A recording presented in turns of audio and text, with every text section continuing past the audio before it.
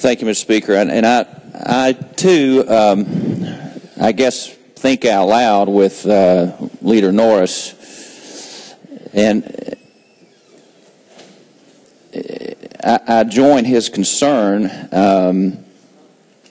when you look at these factors enumerated or these exceptions. The problem I have, Mr. Speaker, is that if a child begins to do well, you don't really know why. I mean, there's nothing in the bill. It's a good thing that the child does well, but we don't know why the child is doing well. We don't know that it was the 2 visits by the parent. We don't know that it was increased parental involvement. We all want increased parental involvement. We probably talk about that every year up here in some form or fashion. And so if you can't measure that, A, that's problematic. But B, at the end of the day, and Senator Norris hinted at this, actually stated it, that you're really fooling yourself by saying that it's not going to affect the child, even though you're taking away the parent's benefit, but you're making the child responsible for the parent's actions. You're making the child responsible for the parent's actions. And these folks who are getting maybe $185 a month, I think the average in November last year, according to the Commission on Children and Youth, was $166. I mean, let's be honest. This amount, folks, this is for people who are trying to figure out how to eat.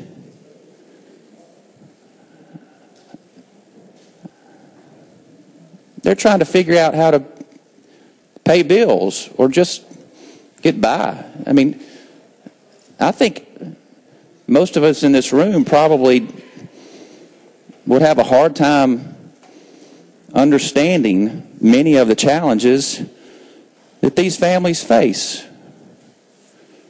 And I understand that we all want to fight abuse in the system and fraud in the system. We want to end poverty. We want to end the cycle of poverty. Very laudable goals that should stay at the forefront of every piece of legislation we bring here. But when you look at the current law, which I think the sponsor mentioned and some others mentioned, there are already requirements in the law.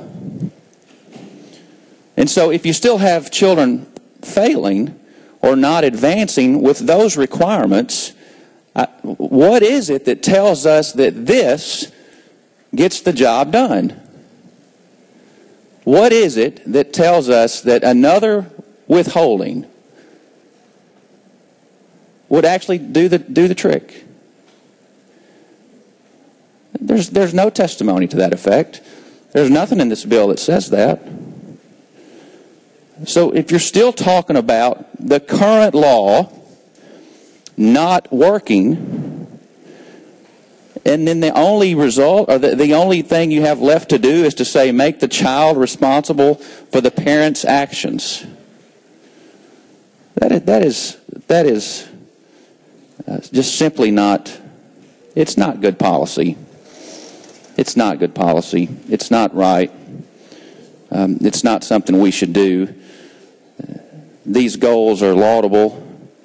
But Mr. Speaker, when you're talking about this type of money to help people pay for these types of needs and to put it squarely on the shoulders of their child, that's a burden you just shouldn't place on any child. And that's not where we should be. Senator